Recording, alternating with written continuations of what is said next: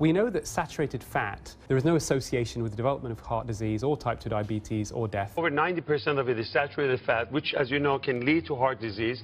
Fat-saturated fats are not as bad for your health as scientists once thought. The Heart Association says replacing saturated fat can lower cardiovascular disease by about 30%. Okay, so one day you're told that saturated fat is a health hazard, and the next you're told that it might not be quite as dangerous as once thought. With conflicting messages like this going about all the time, it's no wonder we're left in a state of confusion. So how do you know what to eat for a healthy heart and a lean waistline? Hey there, I'm Matthew, I'm a qualified biochemist, and today I'm going to break down one of nutrition's most hotly debated topics, saturated fat. So I can help you move from a position of confusion to clarity and empower your dietary decisions. Let's dive in. Are you one of those people who every time you add a slice of cheese or a spoonful of butter to your plate, you fear you might be harming your heart? For decades, conflicting dietary guidelines have left us stuck between outdated warnings and new nuanced research. Early studies painted saturated fat as the enemy, directly linked to clogged arteries and heart disease. But as science has evolved, so has our understanding, and the narrative is no longer quite as simple as saturated fat equals heart disease. Before we explore the science, think about this. What if the foods you've been told to avoid could actually have a rightful place in a balanced, heart-healthy diet? Let's unravel this mystery together. See, to understand the current debate, we must first look again at where it all began. Back in the mid-20th century, several epidemiological studies drew correlations between high saturated fat intake and an increased risk of heart disease. One of the most influential of these was the 7-country study, which observed that populations consuming more saturated fat tended to have higher rates of cardiovascular disease. This early research set the foundation for dietary guidelines worldwide. The prevailing belief was simple: saturated fat raises low-density lipoprotein, LDL, cholesterol, the so-called bad cholesterol, leading to plaque buildup in the arteries and ultimately to heart disease. Governments and health organizations the world over urged us to cut down on saturated fat to protect our hearts. However, as these guidelines took hold, scientists began to point out important limitations. These studies were largely observational, meaning they could show an association but not prove causation. They didn't fully account for other factors like overall diet quality, physical activity, or genetic differences. Over time, more research emerged, revealing the relationship between saturated fat and heart disease is far more complex than we once believed. To fully understand how saturated fat affects our health, we need to look closer at cholesterol. Now, cholesterol is vital. It's a key component of every single cell membrane in our body and is essential for producing hormones, vitamin D, and bile acids. But cholesterol doesn't travel in the bloodstream by itself. It's packaged into lipoproteins. And it's here where the real story begins. Not all LDL particles are created equally. LDL, or low-density lipoprotein, is commonly labeled bad cholesterol. However, recent research has shown that LDL particles come in different sizes and different densities. There are the small, dense LDL particles. These particles are particularly atherogenic, meaning they cause plaque formation in arteries. Their small size allows them to slip into the walls of arteries easily, and they are more prone to oxidation, a process that triggers inflammation and accelerates plaque formation. Then there are the large buoyant LDL particles, which are considered less harmful. Now, this is key. Some studies indicate that when saturated fat increases LDL levels, it may predominantly raise these larger, less dangerous particles. This nuance is crucial because not every rise in LDL is equally detrimental. Then there's ApoB. What is ApoB, I hear you ask? Well, ApoB is apolipoprotein B. It's the primary protein found on LDL particles. Every LDL particle carries one molecule of ApoB, making it a direct indicator of the number of atherogenic or plaque-forming particles in our bloodstream. Now, why does this matter? Well, measuring ApoB gives us a clearer picture of cardiovascular risk than simply measuring LDL cholesterol levels. Even if your total LDL appears within a normal range, a high ApoB count could signal an increased number of harmful particles. Then there's lipoprotein a. Now, what exactly is this? An additional protein, apolipoprotein A, which is attached to the ApoB core. Now, the significance of this is elevated levels of LPA are linked to an increased risk of cardiovascular disease, independent of other cholesterol measurements. This means that even if your LDL levels look acceptable, a high LPA can still place you at risk, emphasizing the need for personalized risk assessment. By examining LDL particle size, ApoB levels, and LPA, we see that the effect of saturated fat isn't as straightforward as saturated fat raises LDL, so it's bad. But it's about quality and the number of LDL particles, which in turn depend on your overall diet and your genetic makeup. Now, the important thing to point out here is this. When you have your bloods checked, normally your cholesterol levels will be checked in this instance. You'll get a total cholesterol level, a HDL level, and an LDL level. If your LDL level is high, you'll be told to take measures as a result, and this could be dietary changes, behavior changes, and possibly medication. But given what I've just said about the different components of LDL, a more comprehensive and accurate assessment of your cardiovascular risk would result if your blood was tested for ApoB and LPA. But this doesn't usually happen unless, of course, you ask, and then it may not even be available. Okay, science lesson over for the moment. Let's examine the research that has shaped our understanding of saturated fat and heart health and look at real-world examples that illustrate the nuance of dietary fat consumption. Early observational studies, including the influential 7-country study, linked high saturated fat intake with heart disease. However, these studies were limited by their design. They showed association rather than causation and couldn't fully account for other lifestyle factors such as exercise, smoking, or overall dietary patterns.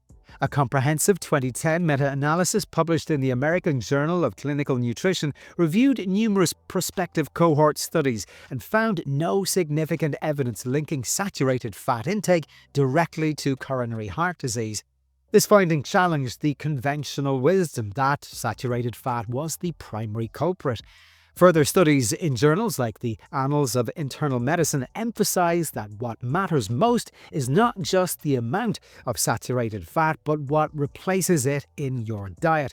For example, replacing saturated fats with polyunsaturated fats, such as those found in nuts, seeds, and fish, has been associated with a lower heart disease risk. In contrast, replacing them with refined carbohydrates may do little to reduce risk or even worsen it.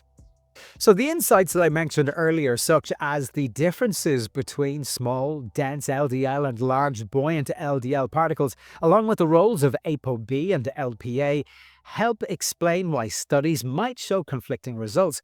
If saturated fat increases LDL levels primarily by boosting the larger, less harmful particles, then the net effect on heart disease risk may be less severe. Moreover, an individual's overall lipid profile, including their ApoB and their LPA levels, influences how saturated fat consumption affects their cardiovascular risk. Now, observations from various populations further illustrate that the impact of dietary fat depends on the broader context of the diet and lifestyle. For instance, there's the French paradox. You see, despite a diet relatively high in saturated fats, from cheeses to butter and creams, the French have historically exhibited low rates of cardiovascular disease. This phenomenon, known as the French paradox, suggests that factors such as portion control, meal patterns, and the inclusion of other beneficial dietary components like red wine and fresh produce may play an important role in mitigating heart disease risk. In many Mediterranean regions, diets are rich in fats, notably from extra virgin olive oil, nuts, and fatty fish. These populations consistently report lower incidences of heart disease and longer life expectancies, demonstrating that the type and the source of the fat you consume are key determinants of health outcomes. Some traditional populations, such as the Maasai in East Africa, historically consume diets high in animal fats, yet exhibit low rates of heart disease. Although their lifestyle does include high levels of physical activity and other genetic or environmental factors, these observations reinforce the idea that saturated fat, when consumed within a balanced dietary pattern and active lifestyle, does not automatically translate into poor cardiovascular health. Together, these examples illustrate that dietary fat is not a one-size-fits-all villain. The overall context of your diet, what you eat along with the fat, how much you exercise, and your genetic makeup plays a crucial role in determining your risk for heart disease. Okay, so let's broaden our focus slightly beyond heart health. Dietary fat isn't merely a nutrient to be limited, it's an essential part of our healthy diet, and it plays a key role in weight management. You see, fat provides 9 calories per gram, making it the most concentrated source of energy. While this might sound like a disadvantage, fat also promotes satiety by slowing down digestion and contributing to a steady release of energy. This can help prevent blood sugar spikes and crashes often seen with refined carbohydrate consumption. Vitamins A, D, E, and K are fat-soluble, meaning that dietary fat is absolutely necessary for their proper absorption. Without enough fat, your body can't efficiently absorb these vital nutrients. And fats are critical building blocks for cell membranes and play a vital role in hormone production.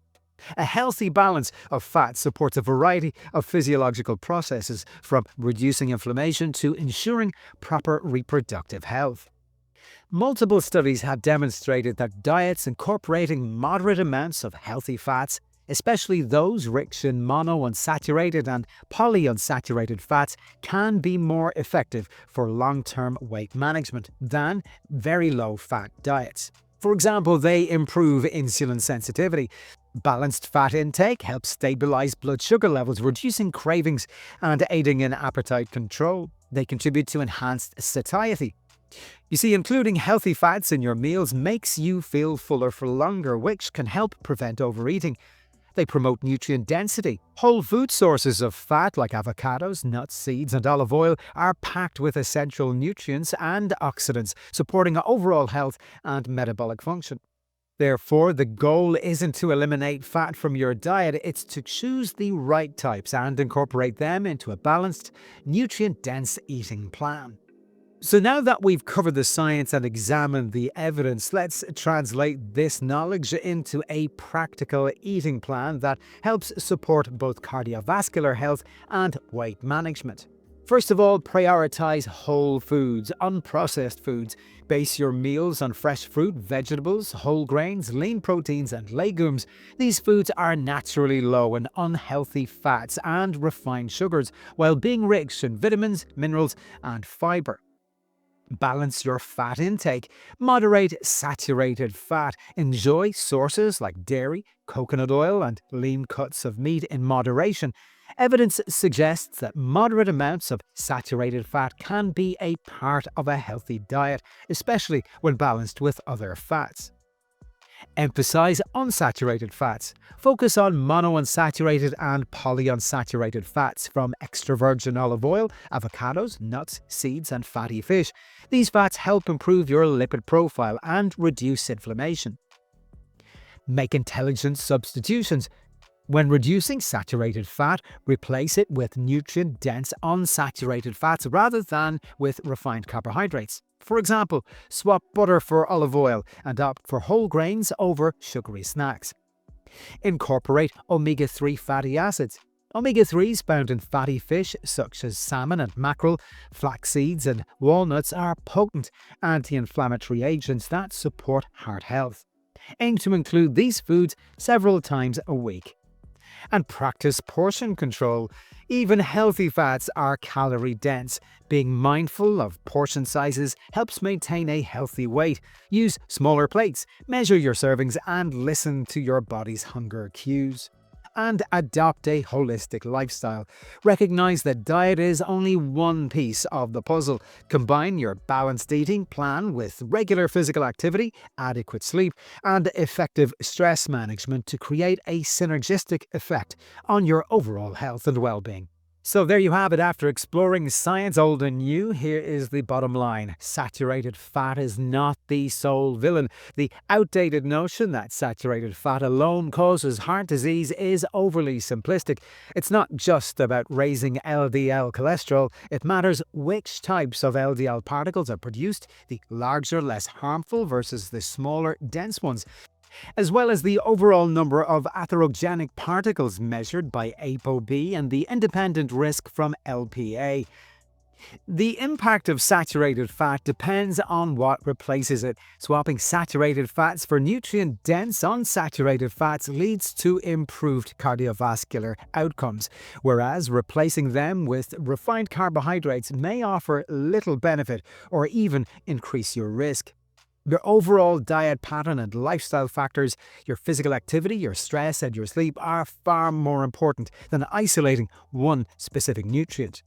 And as the French and the Maasai people who historically consume high levels of animal fats remind us, the context of the overall diet and lifestyle can mitigate risk. These examples illustrate that not all fat is equal and that the source, the quality, and the balance of fats play a critical role in determining health outcomes. So embrace moderation rather than eliminating saturated fat altogether. Include it in moderation as part of a varied and balanced diet. Focus on quality rather than quantity. Prioritize whole foods. Build your meals around unprocessed foods to help you support heart health and aid in weight management by reducing the inflammation and stabilizing blood sugar levels. Monitor your health markers. Work with your healthcare provider to assess your individual risk profile. Beyond standard cholesterol tests, consider evaluating ApoB and LPA levels for a more complete picture. Combine diet with lifestyle. Recognize that a heart-healthy lifestyle isn't merely built on diet alone. Regular exercise, proper sleep, and stress management all contribute synergistically to your overall well-being. Stay informed and stay flexible. Nutrition science is constantly evolving, so be open to adapting your diet as new insights emerge. A sustainable diet is one you enjoy and can stick with over the long term. Your health journey isn't about following rigid rules. It's about creating a balanced, sustainable lifestyle that works for you. Now, armed with this nuanced understanding, you can confidently navigate the sea of nutritional advice and make choices that align with your personal health goals. Well, thank you for watching this episode today. If you enjoyed it, please like, subscribe, and share with other people who you think it might get some value from this. And while you're there, check out this other video here.